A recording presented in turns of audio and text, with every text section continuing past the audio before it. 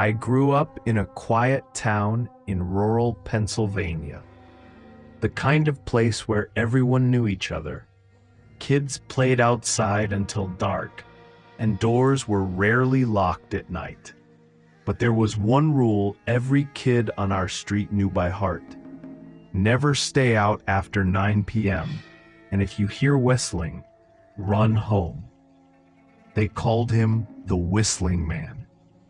It started as a local legend, the kind older kids whispered to scare the younger ones. According to the story, decades ago, there was a drifter who wandered into town. He didn't talk much, just carried a tattered duffel bag and a strange wooden whistle. Folks said he used to walk up and down Maple Street after sundown, softly whistling some old folk tune. It wasn't cheerful, more like something you'd hear at a funeral. Then, kids started disappearing. One boy vanished walking home from baseball practice. A little girl went missing from her front yard. And each time, someone reported hearing that eerie whistling floating through the night air. The town eventually caught the drifter, or at least that's how the story goes. When they opened his bag, they found children's shoes, pairs of them, neatly arranged like trophies.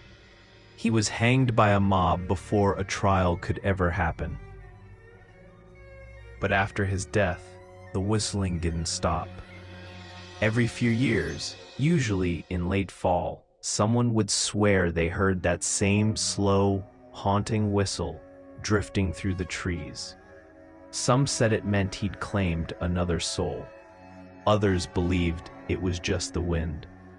I never believed any of it, not until the night of October 14th, 2011. It was a chilly Friday night. My best friend Lucas and I were both 17, too old to be scared by ghost stories. We were hanging out in his basement, playing video games, when we got bored and decided to go out for a walk.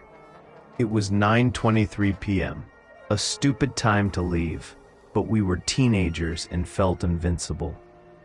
We walked down Maple Street, laughing and kicking at piles of dead leaves.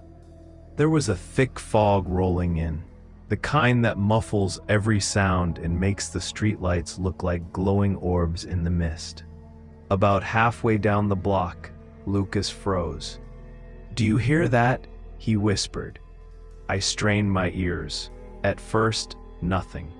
Then, faintly, a sound. Whistling. Slow, deliberate. Two rising notes, one falling. Over and over. "Probably some old guy," I said, trying to sound casual, though my stomach tightened. "No," Lucas muttered. "It's that tune. My grandpa used to talk about it. That's him." We both stood there, hearts pounding, as the sound grew closer. It wasn't coming from any particular direction. It was like it was everywhere, echoing through the fog, wrapping around us. "Let's just go," I said. But as we turned back, we saw a figure standing at the end of the street. Tall, thin, wearing what looked like a long coat and an old-fashioned wide-brimmed hat. He was barely visible in the mist, but his silhouette was unmistakable, and he was completely still, except for the way his head tilted ever so slightly, as if he was listening to us. The whistling stopped. For a second, there was just silence. Then he took a step forward. "Run," Lucas hissed. We sprinted back toward his house. The fog made everything confusing. Familiar houses looked warped and distant. Behind us, the whistling started again. Louder this time. Closer. I didn't dare look back. We made it to Lucas's porch and slammed the door shut. His mom came running, thinking we were being attacked. We tried to explain, but by the time she looked outside, the street was empty, just the fog and the sound of wind in the trees. The next morning, we convinced ourselves it was some weirdo messing with us. But then came Sunday. Lucas didn't show up for school Monday. His parents said he'd gone out the night before to take the trash and never came back. They found the garbage can knocked over, but no sign of him. Police searched for weeks.